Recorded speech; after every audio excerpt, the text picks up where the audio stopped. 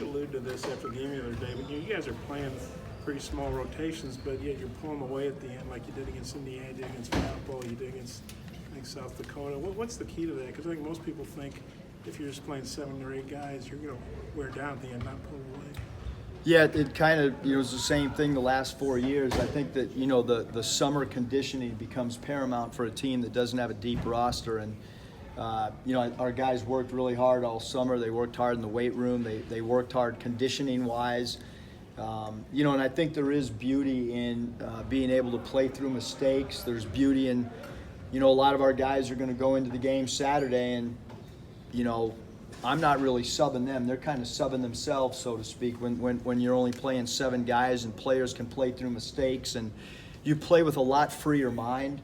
And even before the Indiana game, we talked to our team at shoot-around about how Indiana was going to play 11 guys and they were going to take guys out that might be in a rhythm, and that's what happens when you play 11 guys. And the makeup of our team right now is our group understands who's going to get shots, where they're going to get shots from, and then I think they've put themselves in great physical condition where they don't wear down mentally or physically during the course of a 40-minute game. And I thought especially early on in the season there were teams that were playing guys that were not in their real rotation, and that sometimes plays to your benefit. How satisfying is that? I'm not sure if you said this on the radio, I saw the quotes, or if you said it to us, but when, hey, the other team's supposed to wear you down, but instead it seems like there's the opposite. Yeah, I just think there's this just natural thing of, hey, Arkansas is going to get tired as the game wears on, and we know that that's not going to be the case. You've got to sub guys at media timeouts. Maybe you put them in 30 seconds before the media timeout. You take them out 30 seconds before the media timeout to get them a little bit more of an extended blow than just a 30 seconds. And so you look at the stat sheet and you think the guy's only been out, for 30 seconds, but in reality, he's also been out during that timeout segment. So it's a consecutive 2.5 minutes, so to speak. So. But I think our guys, physically and mentally feel like they can fight through fatigue. Is there any different approach to conference play? Is it just next game up? No, I think when you play an ACC school, like Georgia Tech, or you play a Big Ten school like Indiana, those are, Power 5 schools that are, that have great crowds and they're battle. So I think that certainly. In conference play, it takes on a completely different, competitiveness. Crazy things happen in conference play. Obviously, I'm a night owl and watched what happened in the Mountain West last night in conference play. And, Utah State's been very close to being ranked all year. And Utah State loses at UNLV. And New Mexico's 12-2, and they lose at San Jose State. And San Jose State's only won a handful of conference games over the last 2 years. So you got to come ready to play in conference play, and if you don't, you'll get smacked pretty quick, and you'll end up with an L. But we know, hey, come conference play, every single game, if you don't bring your A game, you're not winning. That's pretty simple. You're not going to get away with playing a B game, or you're not going to get away with playing 22 minutes and the other 18. You can't do that. You got to play for 40 minutes from here on out, and if you don't, you're not going to win. And certainly shots aren't going to fall for 40 minutes, but if you don't follow the game plan, if you don't defend at a high level for 40 minutes, it's quite simply any game from here on out, we're not winning. What does A&M do best from what you've seen? They're physical. They play hard. They rebound. They have a big guy inside, Nebo, who can offensive rebound. They're a great offensive rebounding team. I think those are their strengths. And then, Flag can score the ball at the 3, and then if they want to play small, they can move him to the 4. I think those things are things we've talked about, over the last few days. I guess in the preseason poll, you guys were picked 11th by the student media. I think if the poll was taken today, you guys would probably be in the top 4 or so. What do you think about how you guys exceed expectations? How satisfying has that been, and how do you think that plays into the conference race now? Yeah, certainly, the 11th preseason poll, right now we're starting. This is when they said we'd be 11th, not through the first, group of games that we're at right now. So we haven't proven anything. maybe the media is going to be geniuses, and that's where we'll fall. But we thank everybody for the extra motivation, certainly. How important is it going to? Go ahead, Bob. You got something you guys took to heart? That being Yes, football? certainly. We listen to comments. We've read everything. We've posted articles. We've posted articles where people talk about every team in the conference except maybe us or one other team, and I think that again, maybe everybody's right, and we're what they said we would be, and that's why you play the games, and we're looking forward to going out and compete, and can't wait to play in front of a sold-out crowd on Saturday. The pace you guys want to play out, how important is that to get that kind of going early and establish that? Yeah, I think with us, it's been really unique because some nights we've played better slow and execute, and the one thing is because we defend and we can defend for a full shot clock, sometimes we can play that style, and some teams want to run with you and some teams try to milk the clock, and certainly we're best in transition, and we're best when our defense is creating offense and we're jumping in passing lanes and getting steals and deflections. But in reality, that's any team in college basketball, any team in the NBA.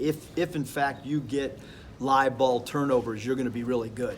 And even teams that aren't a high volume live ball turnover team, they score in transition too. So we certainly like to play a little bit faster game than maybe some other people, but the key really is quality of shot selection, and then being able to defend for the entire shot clock, and then finishing the defensive segment with a defensive backboard. It doesn't do any good to guard for 30 seconds, and then you watch them play ping pong off the offensive boards. When you see Isaiah pull up from like 5 feet beyond the line, what goes through your mind? And then how does that maybe alter your offense when he knocks a couple of those down? Yeah, I mean, every time he shoots, I think it's going in.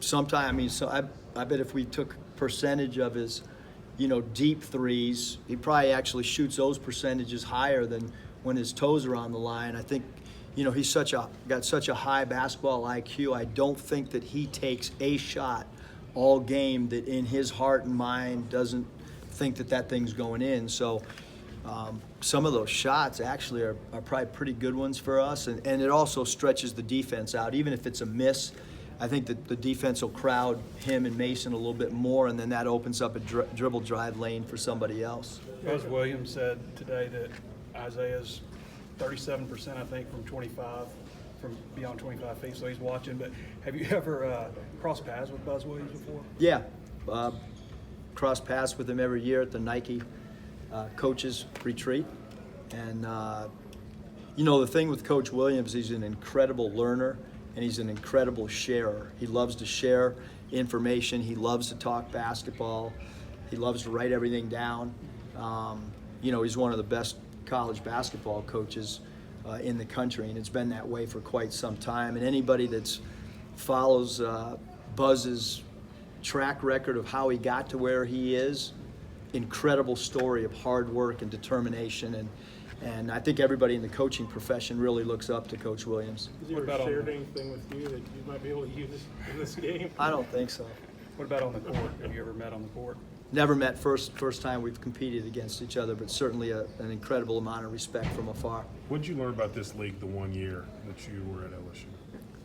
Just the competitive nature of it. I think that's pretty, like, you can look at the A-Sun, you can look at every conference, and there's upsets every night in conference play. Every single night, there's one game that you go, wow, how did that happen?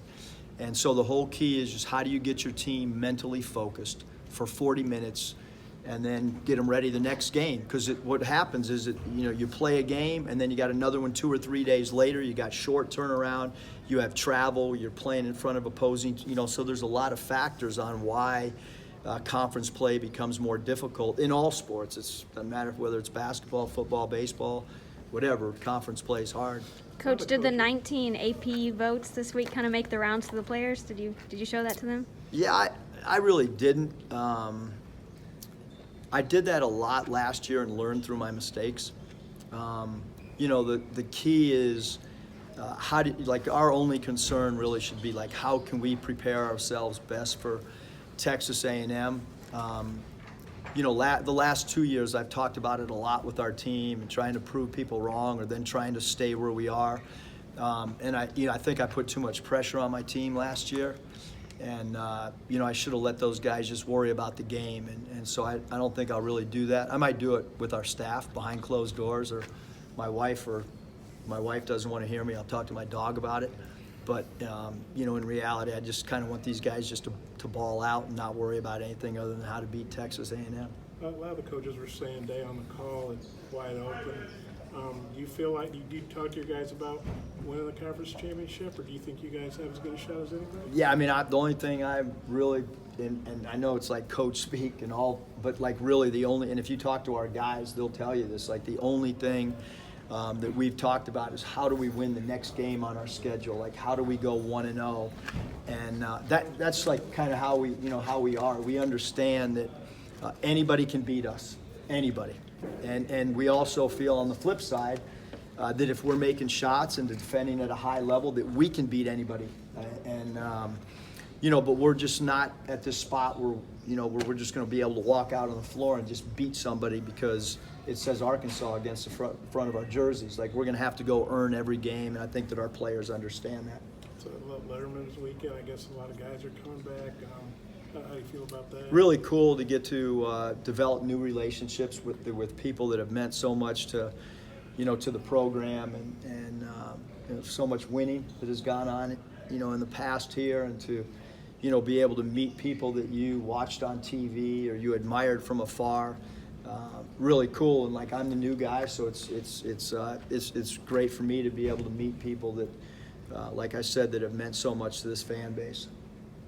What kind of dog do you have? What's the dog's name? Dog's name, are you guys ready? Is Swish. It had to be a basketball thing.